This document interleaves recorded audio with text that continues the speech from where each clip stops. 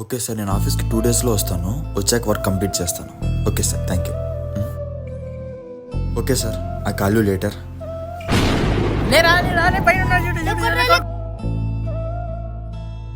ఎంత పద్ధతిగా బుక్ చదువుతున్నారండి మీరు చదువుతూ ఉంటే మీ కూతురు కూడా బాగా చదువుతుంది. అక్కడ చూడండి, ఆ పిల్లలు పబ్జీ అంటూ మొబైల్కి ఎలా బానిసైపోయారు. అయినా ఈ కాలంలో ఇలా చదువుకుంటున్నారంటే చాలా గ్రేట్ అండి. అవును తమ్ముడు, నువ్వు చెప్పేది నిజమే. నేను సెల్లులతో ఆడుకున్నాననుకో, మా పిల్లలు కూడా సెల్లులతో ఆడుకుంటారు. అందుకే మా పిల్లలకి నేను పద్ధతి నేర్పిస్తున్నాను. అందుకే పెద్దోళ్ళు అనేది యథా రాజా తథా పాలన అని. పెద్దోళ్ళు ఏం చేస్తే పిల్లలు కూడా అదే చేస్తారు. అవునన్నా, మీరు చెప్పింది నిజమే.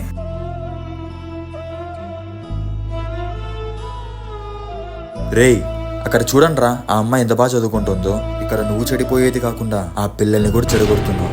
నీకంత గేమ్స్ ఆడిపియాలనుకుంటే ఫిజికల్ గేమ్స్ ఆడిపిరా, లైక్ క్రికెట్, వాలీబాల్ ఇలాంటి గేమ్స్ ఆడిపి. ఈ వీడియో గేమ్స్ వల్ల లైఫ్ చెడిపోతుందే కానీ బాగుపడదురా. అవునన్నా, నువ్వు చెప్పింది కొంచెం నిజమే. రాను రేపు క్రికెట్ ఆడదాం. అంతేగాని చదువుకోరు. చూశారు కదండి, పెద్దలు ఏం చేస్తే పిల్లలు అదే చేస్తారు. మన పిల్లల భవిష్యత్తు మన చేతుల్లోనే ఉంది.